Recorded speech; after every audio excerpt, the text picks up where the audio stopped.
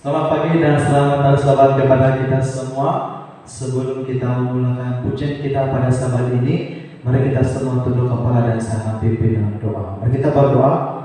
Ya Tuhan dan Bapa kami yang bertakhta dalam kerajaan surga, pada saat ini kami sangat bersyukur dan berterima kasih Tuhan sudah menjaga dan pimpin kami sepanjang tidur kami, sehingga pada pagi ini kami sudah bangun dan kami berada di ruangan ini untuk mengikuti kebaktian pada Sabat ini secara online ya Tuhan. Kiranya Engkau beserta dengan kami, lindungi kami semua. Kami serahkan hanya dalam nama Tuhan Yesus kami berdoa. Amin. Untuk lagu pertama kita nyanyi lagu Kita Satu Dalam Tuhan.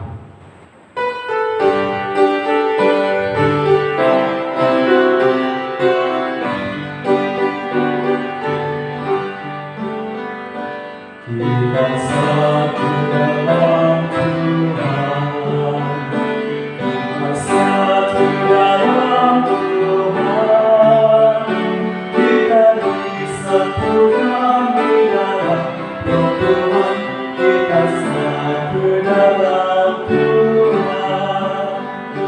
Mari kita bernyanyi, rasakan kasih Tuhan. Mari berpegang tangan supaya mendapat kita satu dalam Tuhan. Lagu kedua, mari kita nyanyi lagu Side by Side.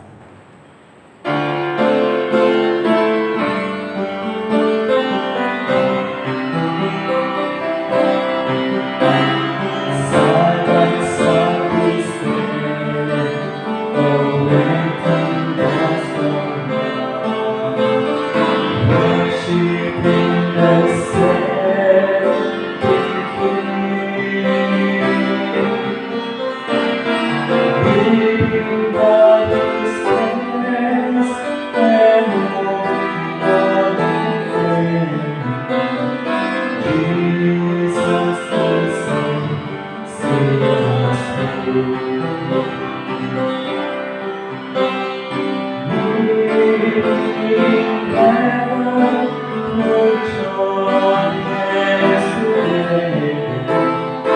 Lead me by the Savior's side.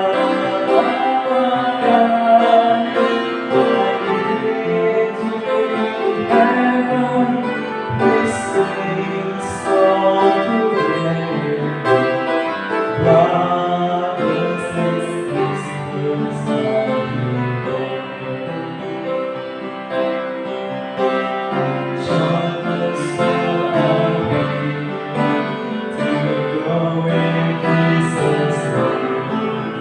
We'll find in faith and victory all around. Heaven is so long and saving every soul. Heaven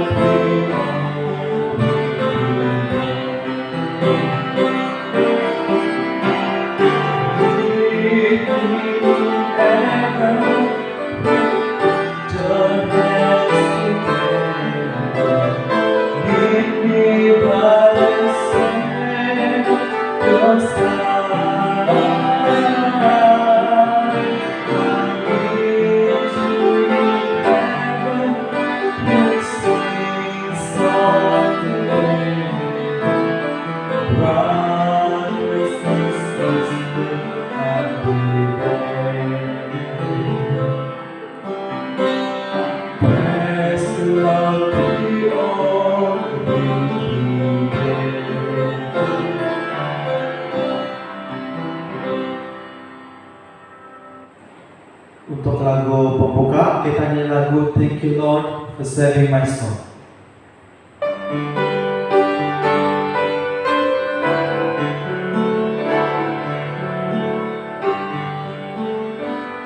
Sing.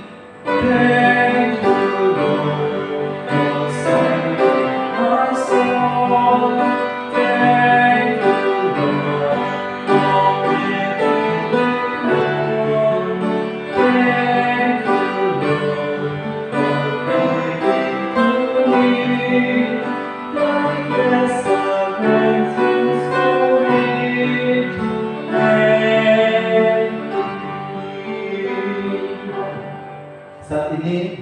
sediakan hati dan pikiran kita untuk mendengar laporan isi yang akan disampaikan oleh Fiona.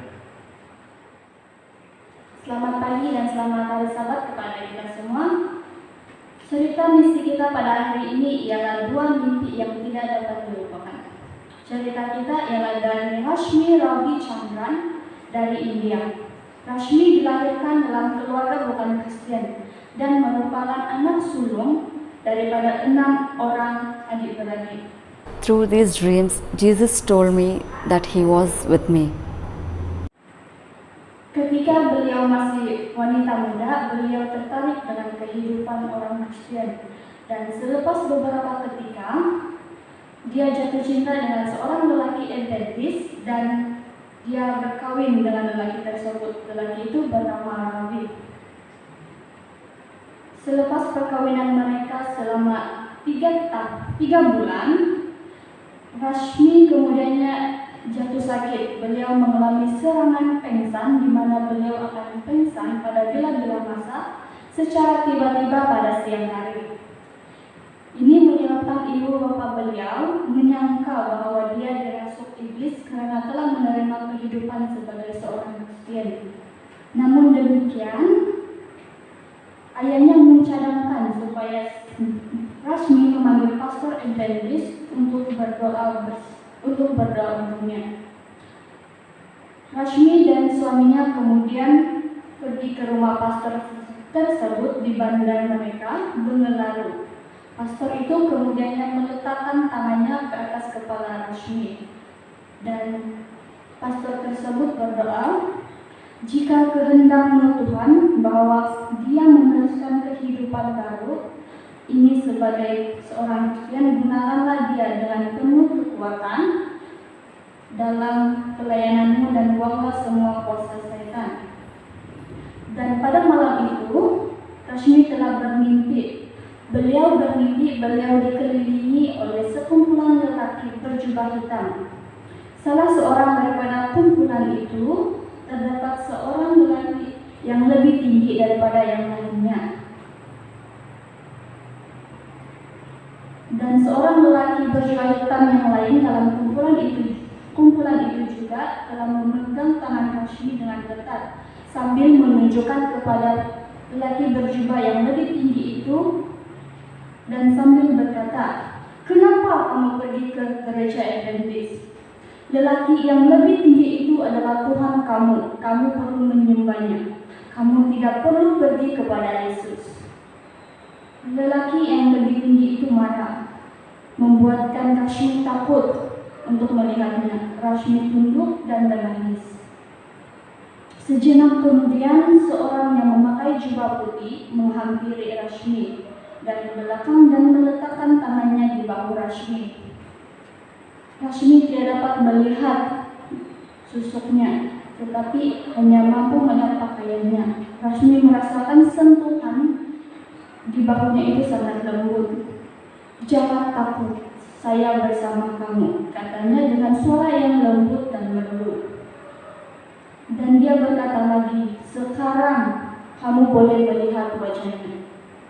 Dengan jaminan tangannya di atas bahu saya, kata Rashmi, saya dapat melihat secara langsung lelaki marah itu. Wajahnya kejam dan berkerut dalam kemarahan terhadap saya. Dan keesokan harinya, Rashmi dengan suami kembali ke rumah pastor tersebut untuk menceritakan mimpinya. Tuhan Yesus itu yang meletakkan tangannya di bahu kamu, kata pastor itu. Dan mereka pun berdoa. Serangan pengsan terhenti sejak pada hari itu.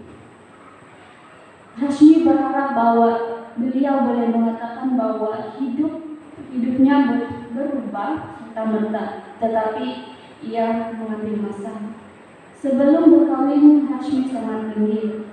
Walaupun memberikan sepenuh hati kepada Yesus, unsur-unsur budaya tetap dalam pikiran Rashmi, seperti menghadiri pesta-pesta keagamaan bersama keluarganya. Dia memikirkan bahwa hari Sabat itu tidak penting. Tetapi selepas mimpi tersebut, suami Rashmi dan pastor mulai berdoa untuknya. Dan secara berangsur-angsur, Rashmi meninggalkan beberapa perkara dan berhenti untuk melakukan aktiviti harian pada hari Sabat. Kemudian Rashmi mengalami satu lagi mimpi.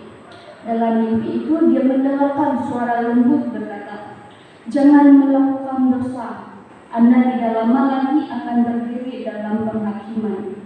Suara itu menyenangkan dan Rashmi tidak takut, walaupun kata-kata itu menghairankan. Rashmi bangun dan menceritakan mimpi itu kepada suaminya. Suaminya berkata, "Itu tentu sekali Roh Kudus. Syaitan tidak pernah bercakap mengenai penghakiman. Berhati-hatilah." Selepas mimpi itu, Rashmi meneliti kehidupannya dengan penuh doa.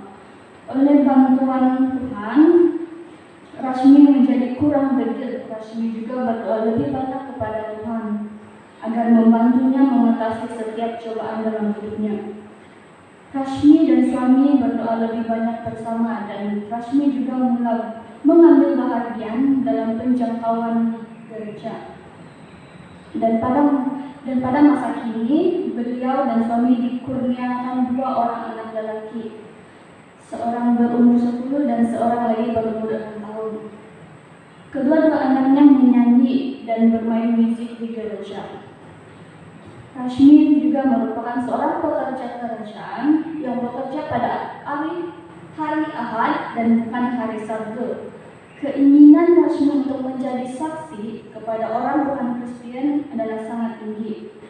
Beliau sangat gembira karena 2 rekan sekerjanya menyatakan minat untuk datang ke gereja Adventist. Rashmi berterima kasih kepada Tuhan atas kedua-dua mimpi itu. Melalui mimpi, Rashmi menyadari bahwa Yesus sentiasa bersamanya. Rashmi membuat keputusan yang tegas untuk menyerahkan seluruh jiwa raganya kepada Tuhan. Sebahagian daripada persembahan Sabat ke-13 kuartal ini akan membantu membina 2 buah gereja di Bengelaru. Terima kasih karena merancang untuk memberi persembahan dengan murah hati. Syaratan misi, pada bulan Juli 1915, South India Training School dibuka di negara India selatan Tamil Nadu.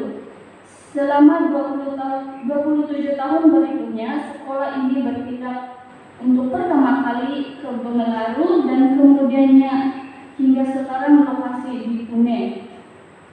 Namanya juga berubah beberapa kali.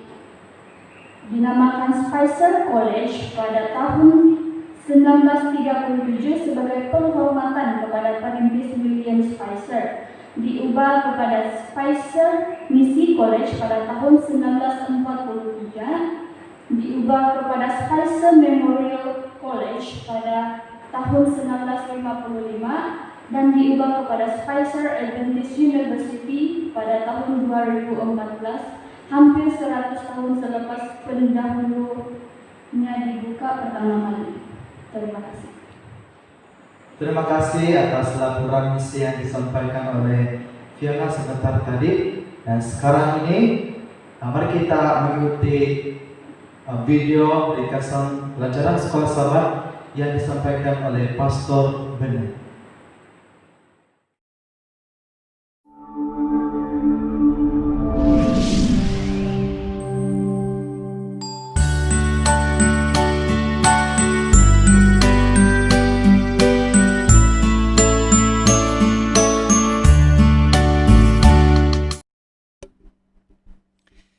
Shalom dan puji Tuhan, kita bersuah lagi dalam ringkasan pelajaran sekolah Sabat, pelajaran kelima yang bertajuk Yesus sebagai Maha Guru.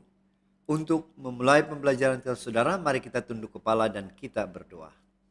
Bapa di syurga, pada saat ini, sekali lagi kami bersyukur berterima kasih karena Engkau menyertai kami, menolong kami dalam pembelajaran sekolah Sabat kami pada hari ini. Semua ini kami mohon dalam nama Yesus kami berdoa. Amin. Sekali lagi saudara, saya mengucapkan puji Tuhan dan terima kasih karena terus bersama dengan saya dalam ringkasan pelajaran Sekolah Sabat setiap minggu. Terima kasih juga dengan komen-komen Anda dan terima kasih juga dengan doa-doa Anda sehingga kita boleh mempersiapkan ringkasan ini dan semoga ini boleh menjadi berkat dan membantu kita di dalam pelajaran Sekolah Sabat kita setiap minggu.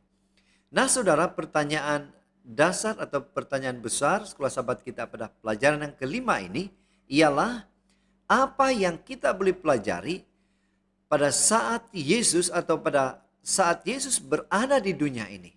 Bagaimana kita boleh melihat dia sebagai Maha Guru. Ingat saudara, pelajaran Sekolah Sabat kita yang bertajuk Yesus sebagai Maha Guru juga kita akan kaitkannya dengan pendidikan. Bagaimana topik pada hari ini akan mendidik kita kepada sesuatu. Dan apa sesuatu itu saudara? Inilah yang akan kita belajar. Nah, seperti biasa di screen Anda ayat-ayat Alkitab yang pastinya akan membantu kita dan menolong kita di dalam pelajaran Sekolah Sabat kita setiap minggu. Khususnya pada minggu ini. Ayat hafalan 2 Korintus 4 ayat 6 mengatakan, sebab Allah yang telah berfirman, dari dalam gelap akan terbit terang. Ia juga yang membuat terangnya bercahaya di dalam hati kita, supaya kita beroleh terang dari pengetahuan tentang kemuliaan Allah yang tampak pada wajah Kristus. Nah saudara, apa yang kita boleh pelajari di sini tentang siapa Yesus Kristus itu, dan apa wataknya dan apa karakternya saudara, inilah yang akan kita belajar pada minggu ini. Itu sebabnya pelajaran Sekolah Sabat kita akan setkan di dalam pendahuluan atau introduction bahwa pelajaran hari ini akan mengajar kita, akan memberitahu kita, menjelaskan kepada kita bahwa Yesus adalah guru terbaik yang pernah ada. Siapakah Yesus? Bagaimana kita mengetahui dia guru yang terbaik?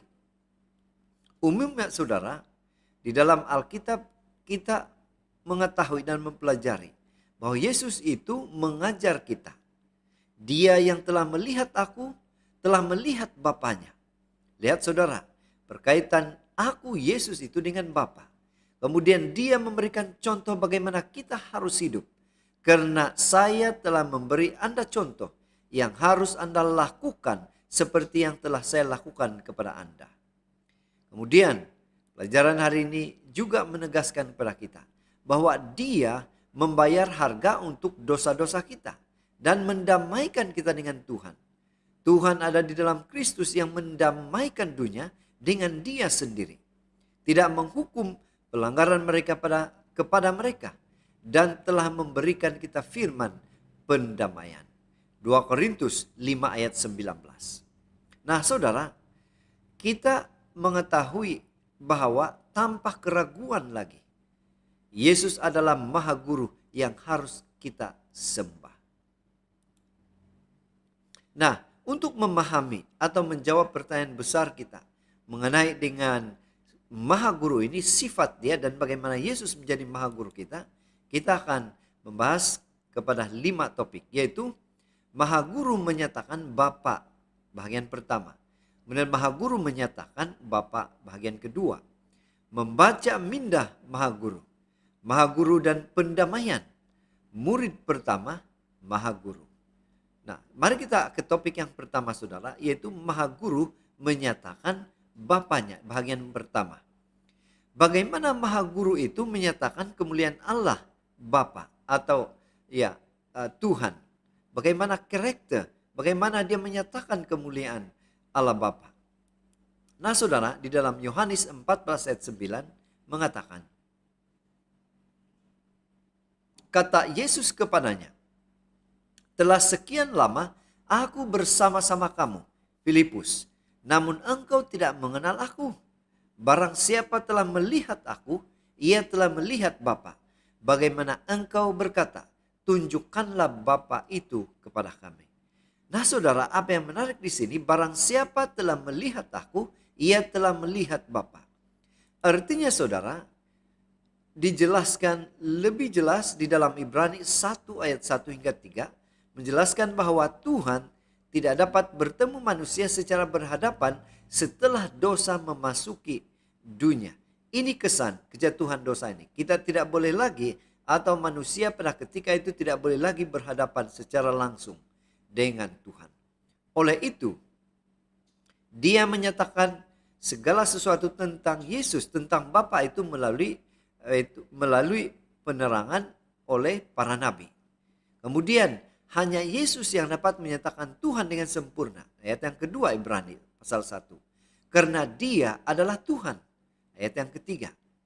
Nah, bagaimana guru itu menggambarkan Bapanya? Bagaimana kita boleh melihat gambaran ini saudara? Dia adalah terang kemuliaannya. Dia adalah gambaran yang jelas bagi dirinya. Dia menjunjung tinggi semua perkara tentang Bapanya. Dia telah membersihkan dosa-dosa kita. Dia duduk di sebelah kanan Tuhan.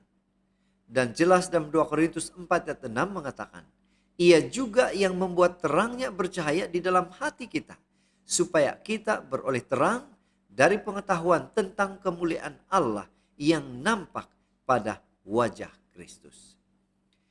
Artinya saudara, di dalam topik yang pertama ini menyatakan dan menjelaskan kepada kita bahwa bila mana kita melihat Yesus, sebenarnya kita juga melihat Allah Bapa. Topik yang kedua, bagaimana lagi Maha Guru menyatakan Bapanya itu. Apalagi karakter atau tabiat mulia yang lain boleh kita lihat dalam diri Maha Guru ini. Yohanes 14 ayat 9 lagi kata ayat ini mengatakan kepada kita.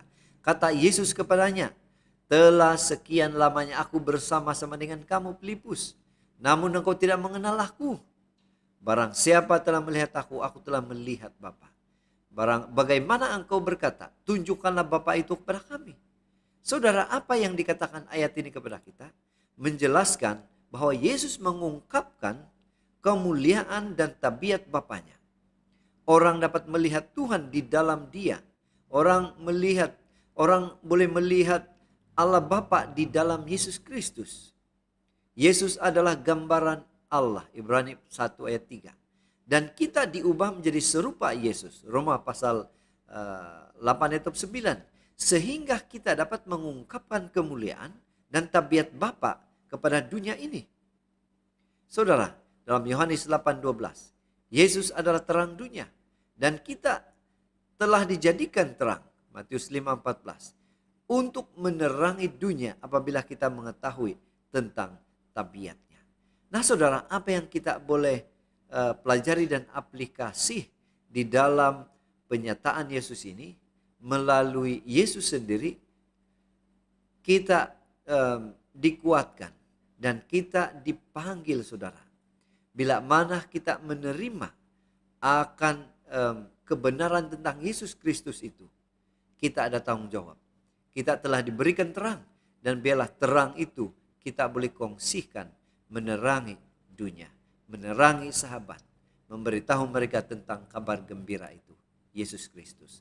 Karena semakin banyak masa yang kita habiskan dengan Yesus, semakin kita mencerminkan kemuliaannya.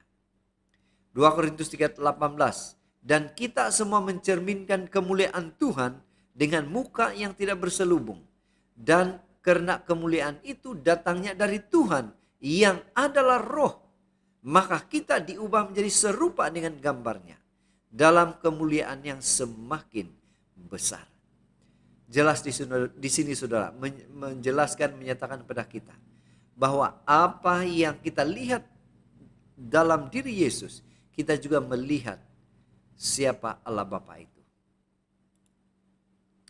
Pena Inspirasi menjelaskan, Kristus datang untuk memulihkan pengetahuan ini. Ia datang untuk menyingkirkan pengajaran palsu yang olehnya mereka yang mengaku mengenal Allah yang salah menggambarkannya. Ia datang untuk menyatakan sifat hukumnya, untuk menyatakan keindahan kesucian itu dengan tabiatnya sendiri.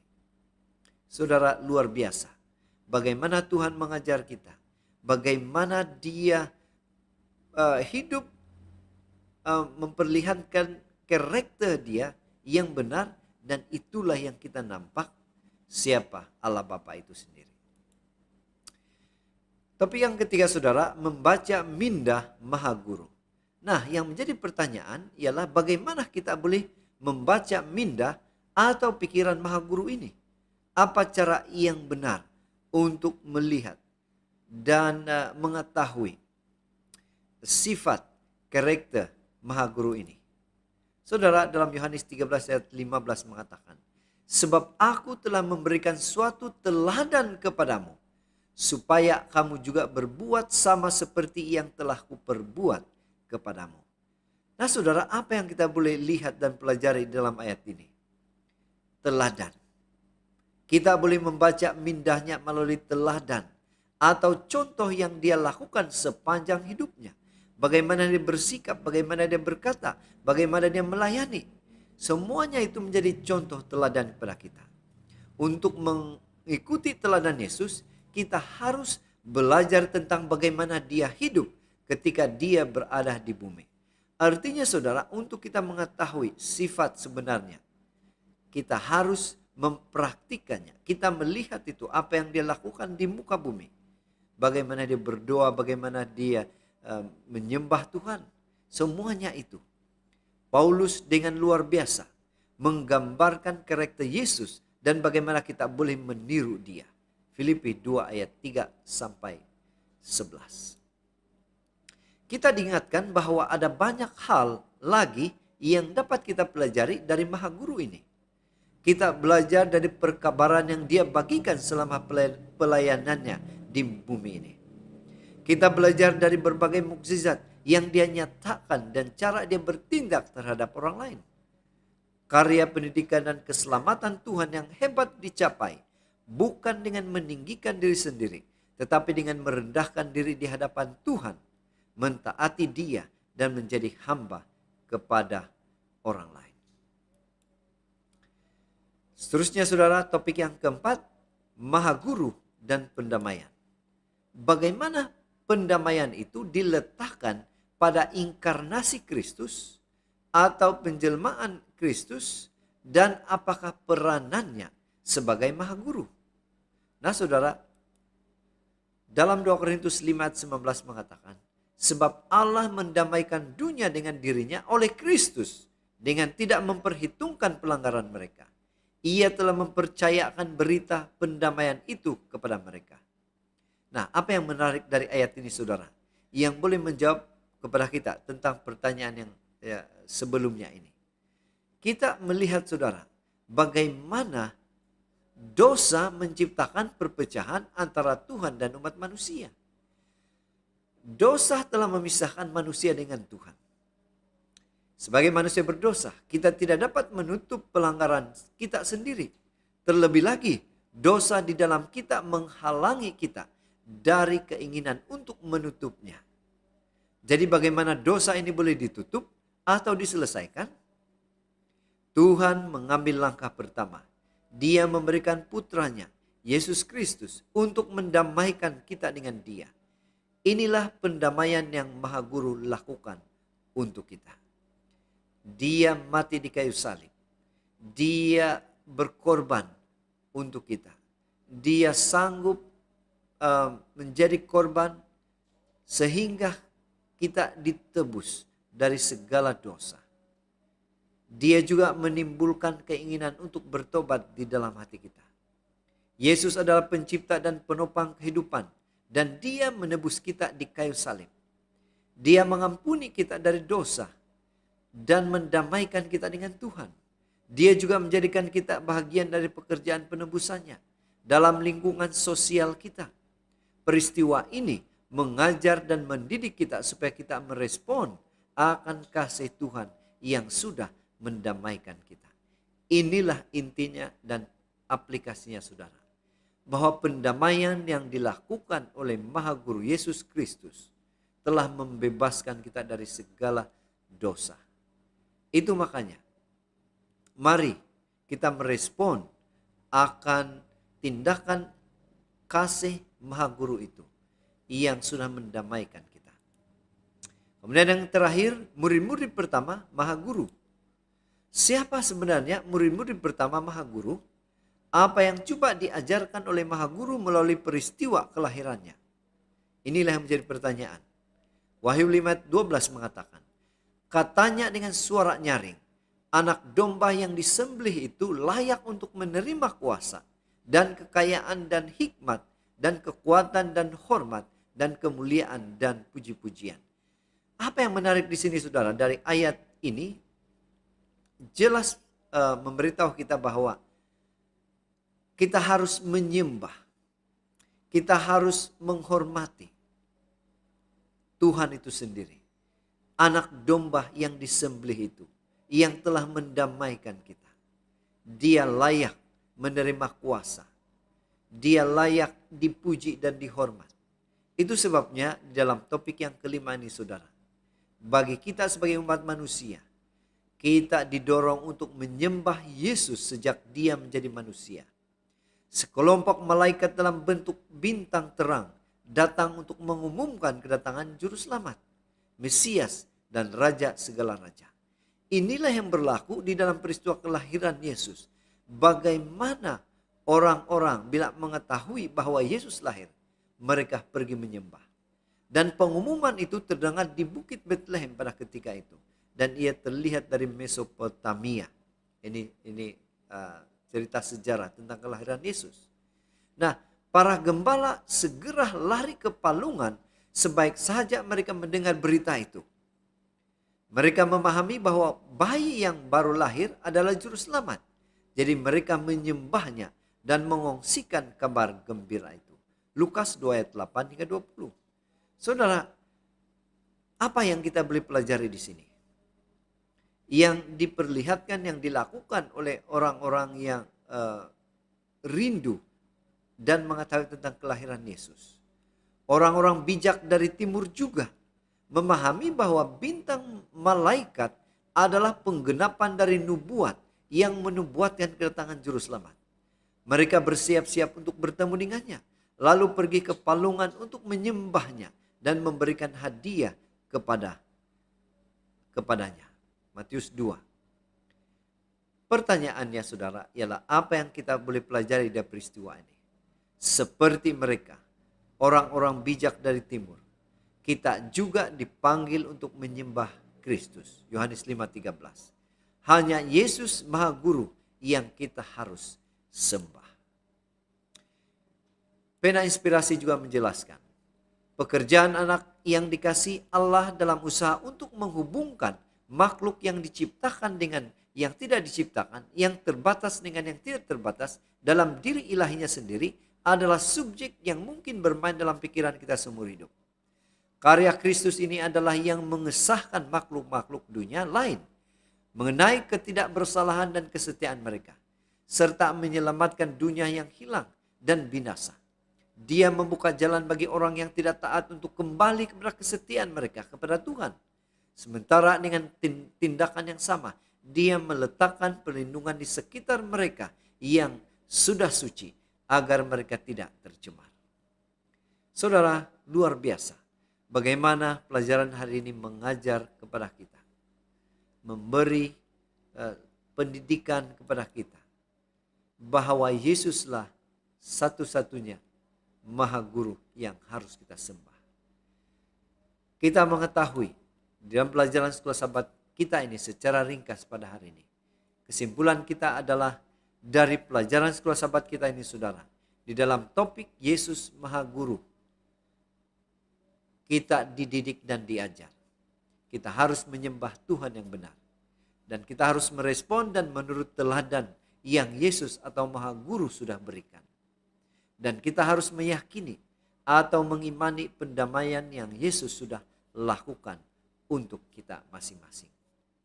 Jadi saudara, dari pelajaran sekolah sahabat pada minggu ini, semoga apa yang kita sudah paparkan, kita sudah ringkaskan, boleh membantu kita di dalam pembelajaran sekolah sahabat kita pada minggu ini. Kiranya Tuhan berkati kita saudara, sementara kita mempelajari sekolah sahabat kita. Mari kita berdoa. Bapa di surga, sekali lagi pada saat ini kami bersyukur dan berterima kasih karena Engkau menolong kami di dalam pelajaran sekolah Sabat kami pada minggu ini. Dalam nama Yesus kami berdoa. Amin. Selamat pagi dan selamat hari Sabat bagi kita semua. Mari kita mulakan acara kebaktian kedua kita. Mari kita nyanyikan lagu pembuka dalam LPMI 197, Kuatkanlah dalam Percaya.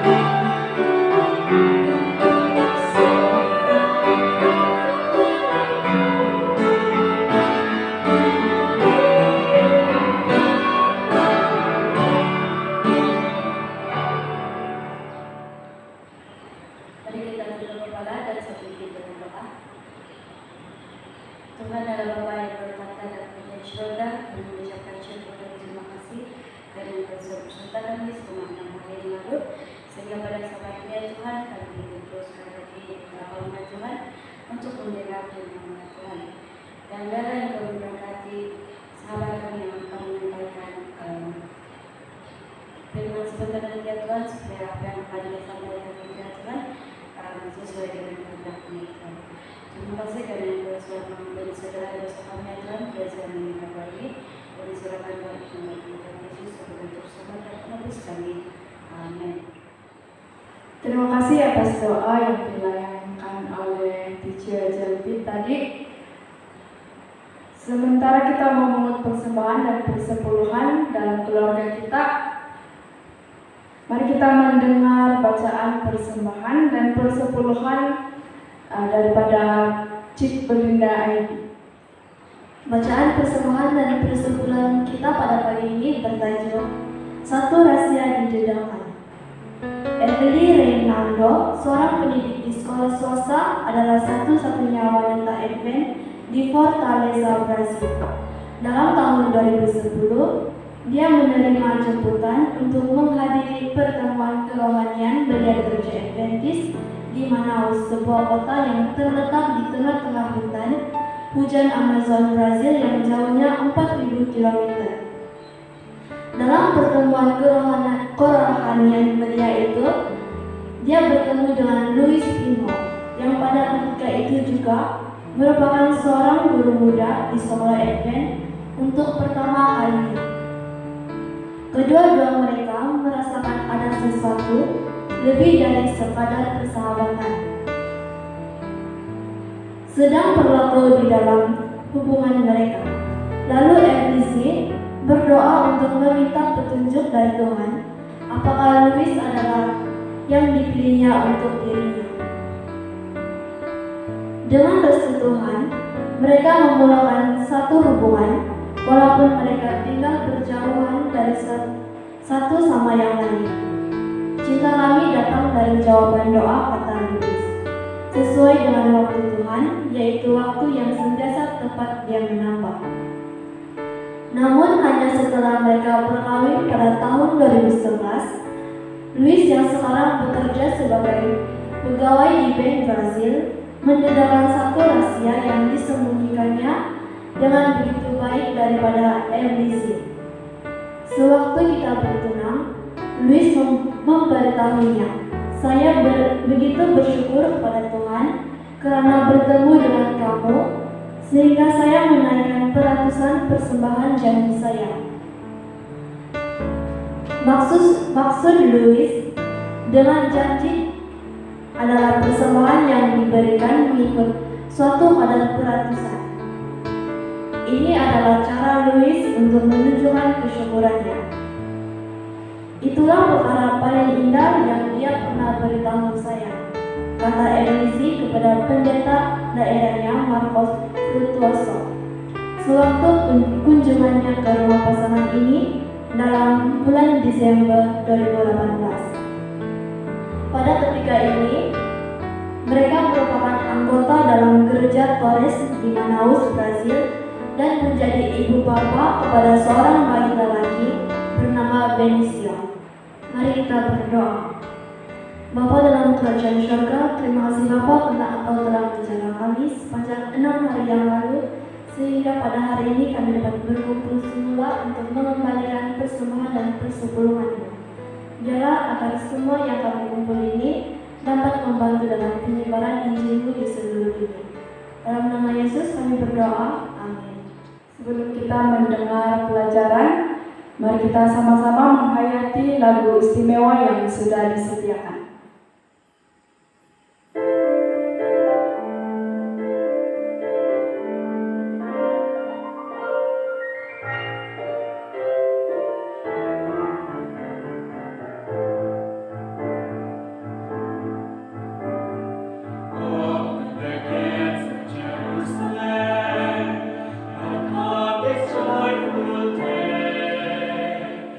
Cover the street, keep God's hand.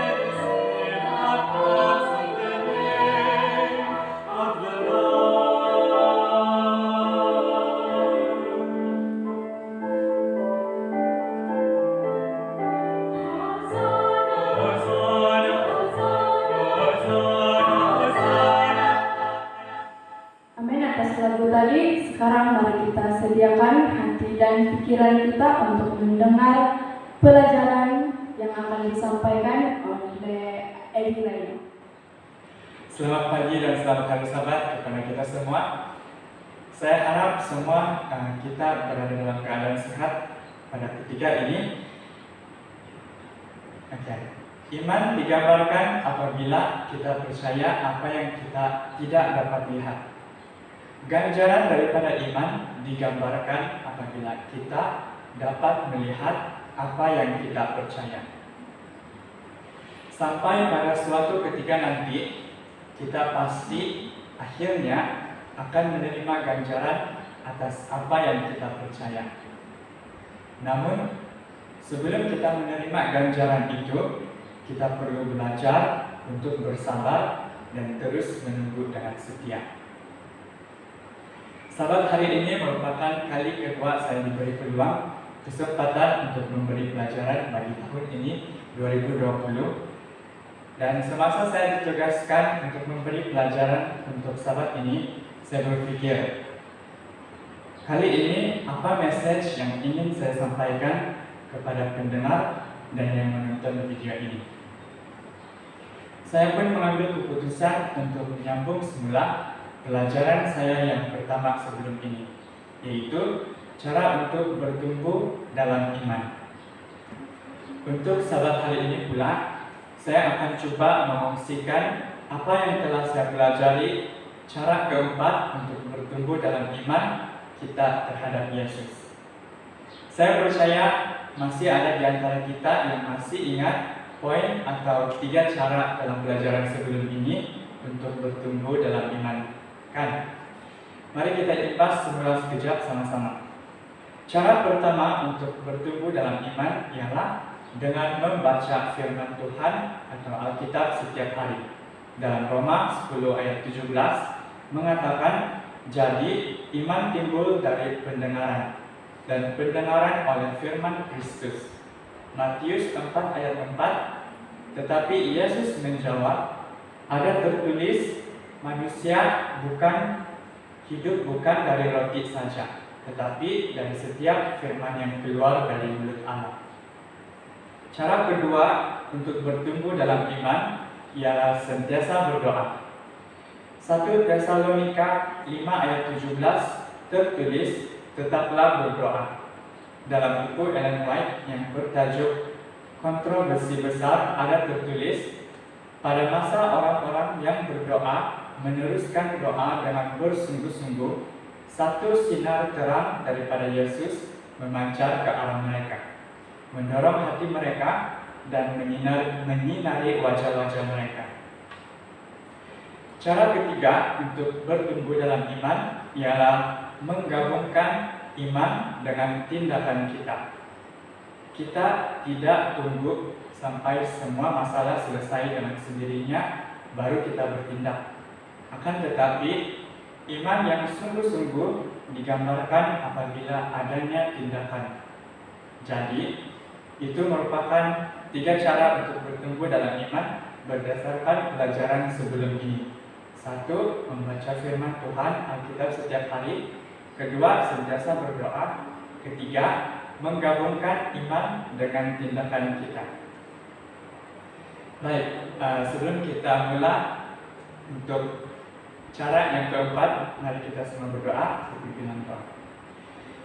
Bapa kami yang bertata di atas kerajaan surga, pada saat ini kami mohon agar Roh Suci-Mu bekerja dalam hati kami sementara kami membaca, mendengar firman-Mu.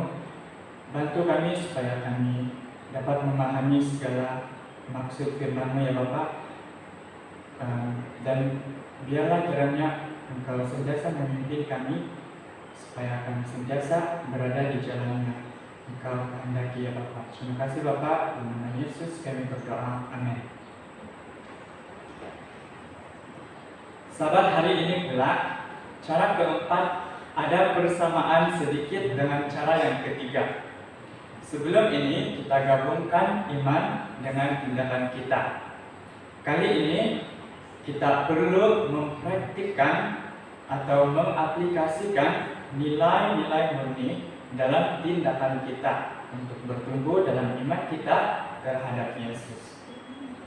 Sebagai satu ilustrasi atau contoh, kita kehilangan kunci kereta. Kita sudah cari di rata-rata tempat tapi tidak juga jumpa. Kita hampir putus asa. Kemudian kita mula berdoa, Tuhan bantu saya supaya saya jumpa kunci kereta saya. Dalam pikiran kita, alangkah bagusnya kalau selepas saya berdoa, kunci itu ada di depan mata saya. Atau saya perlu cari semula. Sebab Yesus ada mengatakan, carilah maka engkau akan mendapatkannya. Ayat itu tidak bermaksud kita hilang harapan atau iman, tetapi kita gabungkan tindakan dan iman dengan nilai murni, yaitu kesabaran untuk terus mencari kunci kereta itu. Dalam Ibrani 6 ayat 12 mengatakan, agar kamu jangan menjadi lamban ataupun tidak aktif, tidak bersemangat, tetapi menjadi penurut-penurut mereka yang oleh iman dan kesabaran mendapat bagian dalam apa yang dijanjikan Allah. Wahyu 13 ayat 10, yang penting di sini ialah ketabahan dan iman orang-orang kudus. Wahyu 14 ayat 12, yang penting di sini ialah ketekunan. Ketekunan orang-orang kudus yang menuruti perintah Allah dan iman kepada Yesus. Jadi, adakah kita mendengar bahwa terdapat beberapa nilai murni daripada ayat-ayat Alkitab tadi? Ya, betul. Nilai murni itu ialah kesabaran, ketabahan, dan ketekunan. Kita perlu terapkan atau praktikan nilai-nilai murni ini dalam tindakan kita untuk bertumbuh dalam iman. Masa kecil dulu saya ingatkan, iman itu bermaksud saya akan dapat apa saja yang saya mau waktu itu juga. Tetapi saya salah. Selepas belajar sedikit mengenai iman sebenarnya bermaksud kita tunggu dengan penuh kesabaran, ketabahan, dan ketekunan. Seperti orang-orang yang beriman dalam Alkitab, mereka tidak menerima berkat, mukjizat, ganjaran, atau janji Tuhan begitu saja. Tetapi mereka lah orang-orang yang menunggu lebih dari 5 menit, lebih dari masa yang dijangka. Dan akhirnya perkara yang dijanjikan kepada mereka itu dikabulkan. Kita perlu belajar untuk bersabar dan setia pada janji Tuhan. Iman kadang-kala memerlukan kita untuk lebih percaya. Maksudnya, percaya dengan jangka masa yang lebih lama daripada orang lain. Ada banyak contoh nilai-nilai murni, kesabaran, ketabahan, dan ketekunan ini dapat dipelajari dalam Alkitab. Salah satunya ialah dalam Ibrani 11 ayat 30, karena iman maka runtuhlah tembok-tembok Yeriko setelah kota itu dikelilingi 7 hari lamanya. Adakah tembok itu runtuh pada hari pertama mereka mengelilingi tembok kota Yeriko itu?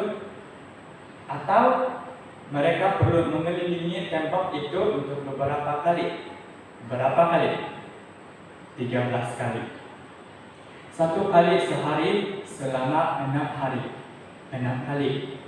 7 kali pada hari ke-7. 6 tambah 7, 13 kali. Dan pada kali ke-6, pada hari ke-7 itu, mereka sudah mula penatkan. Sampai ada yang bertanya, berapa kali lagi kita perlu keliling tembok ini? Penat sudah. Tapi Yosua berkata, 1 kali lagi. Kita perlu teruskan. Seperti dalam ayat yang kita dengar tadi, karena iman, tembok Yeriko runtuh.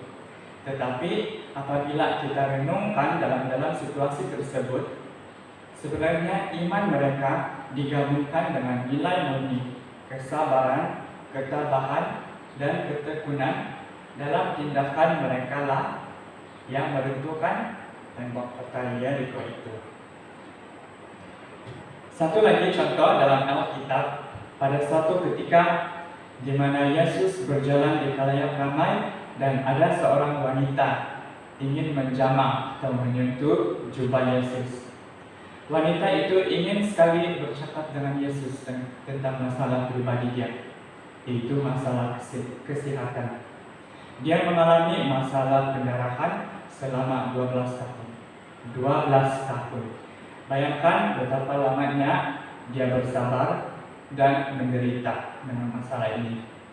Terus wanita itu berpikir, kalau saya dapat jamah atau sentuh jubah Yesus, pasti saya akan sembuh.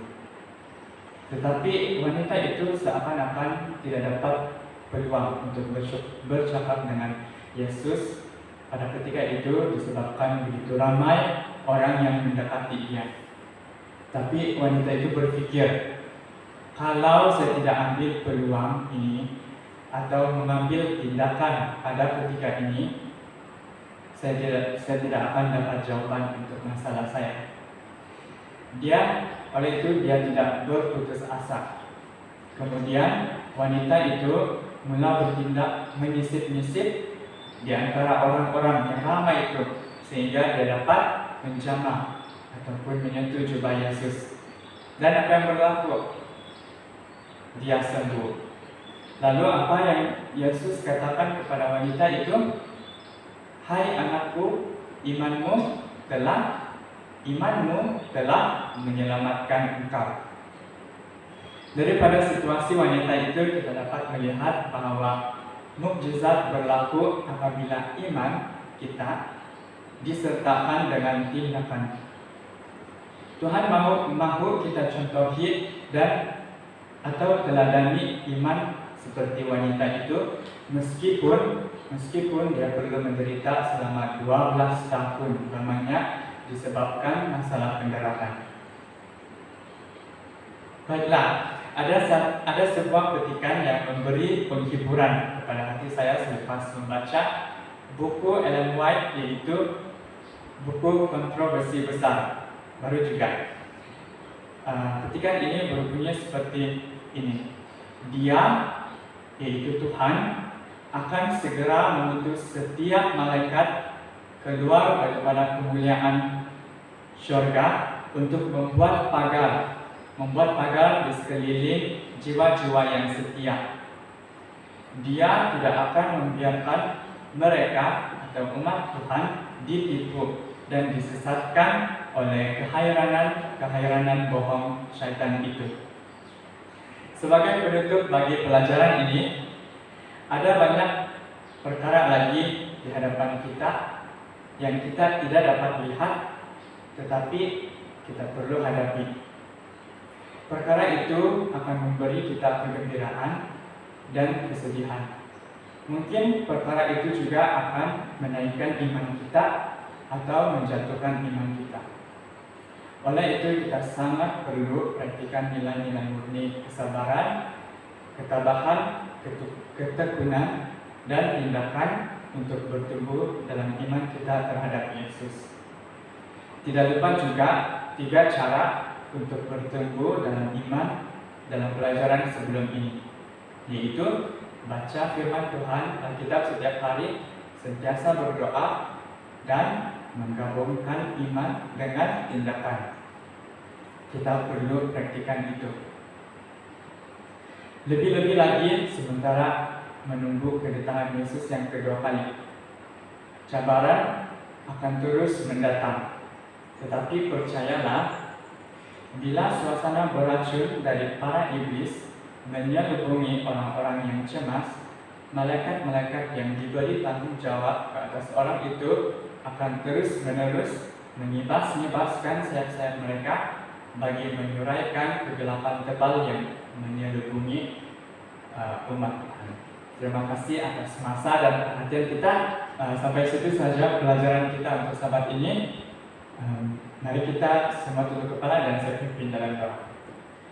Bapa kami yang berkata di atas kerajaan surga, pada saat ini kami mengucapkan syukur kepadamu atas masa yang sudah kau berikan kepada kami untuk mendengar firman-Mu ya Bapa.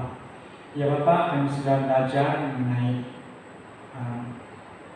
iman, dan kami juga sudah belajar bahwa kami perlu mempraktikkan nilai-nilai murni seperti kesabaran, ketabahan, dan ketekunan dalam tindakan supaya iman kami dapat bertumbuh dalam bantu kami Bapa, biarlah Roh Suci-Mu sentiasa memimpin hati kami supaya kami sentiasa setia kepadamu sehingga Engkau datang ke dunia ini yang kedua kalinya ya Bapa.